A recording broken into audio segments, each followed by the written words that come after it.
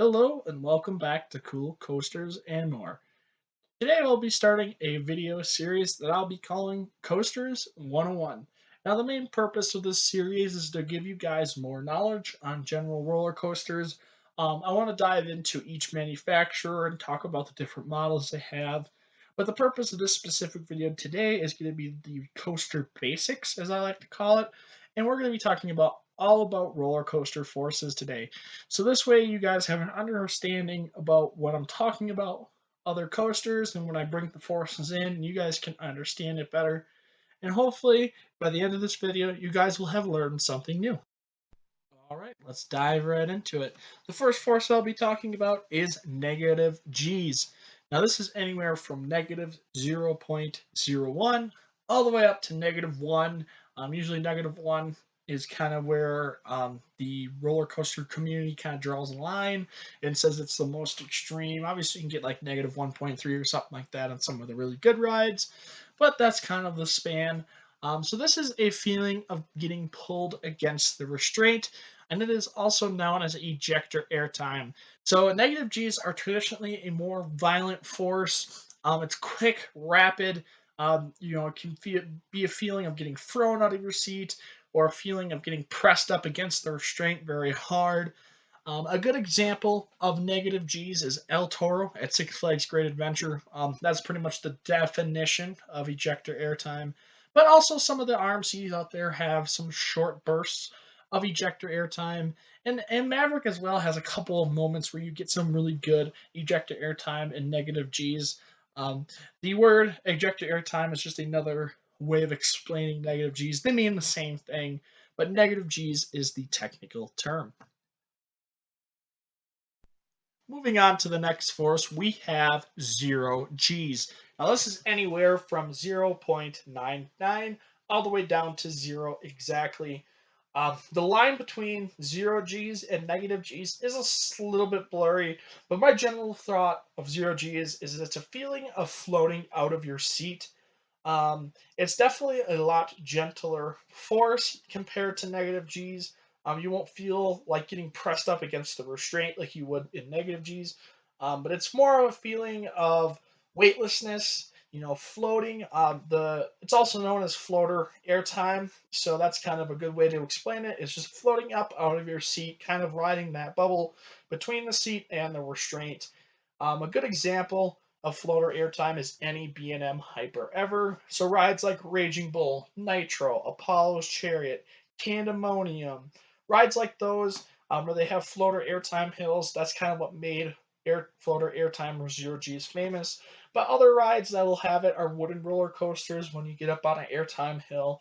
Wooden roller coasters can't necessarily handle the violent force that negative G's are, so they instead opt for zero G's and floater airtime. It's definitely a great forest. A lot of the general public really enjoys this forest, but me, even as a coaster enthusiast, I really love the feeling of floater airtime. The next force I'll be talking about is the opposite of airtime, and that is positive G's. Now, this is the feeling of getting pushed into your seat or squished into your seat, as I like to say. This force can be gentle or violent depending on how many positive G's you're actually experiencing. It's anywhere from 1.1 all the way up to some rides can have 4 G's. That's kind of the limit to where people are calling it safe, but some rides do go past that. This force happens in multiple different locations on a ride. It can happen in a turn, or in a pullout, or also in an inversion. So the feeling of getting pushed into your seat as you're going through a loop, that would be a good example of positive G's. Now, rides that have a good example of positive G's are B&M inverts. Rides like the Batman clones, Montu at Busch Gardens, or Raptor at Cedar Point are really good examples of rides that give you a lot of positive G's. Not only do you get it in the inversions on the loops, but you also get it in the helixes that you experience on these rides. It's a very fun force, and it can be a very creative way to interpret this force based off of where it's at in the ride, and that is positive G's. Moving on to the next force on my list, we have laterals. Now, the definition of laterals is getting pushed from left to right or side to side in your seat. And this force can be gentle or violent depending on how you experience it and how it's applied. And this force can happen in turns, it can happen in transitions, but it can also happen in inversions. Like I said, it's a feeling of getting pushed side to side or left to right. A good example of laterals are wild mouse rides. So those are the rides where they have kind of like the top structure where they just kind of turn left and right. They don't really go down any drops. And you get thrown to the side in the train, and that's a good example of laterals. An example of laterals in inversion would be a corkscrews. So corkscrews give you some positive G's, but you also get a feeling of getting thrown left to right, and that's what you would experience or what you would call laterals. So rides like the corkscrew at Cedar Point or Demon at Six Flags Great America or out in California are really good examples of lateral forces. Moving on to the next force I have in this list, it is hang time. Now, the definition of hang time is the feeling of hanging against the restraint. Now, one important thing to remember about this force is this pretty much only happens upside down during slow moving movements. So, a good example of hang time would be copperhead strike. The two loops, as well as the dangler version, whatever you want to call it, are good examples of hang time where when you go upside down, the train slows down quite a bit and you just kind of hang out upside down against the restraint.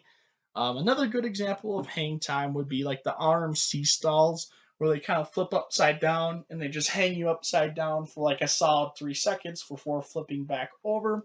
That's another good example of what hang time is.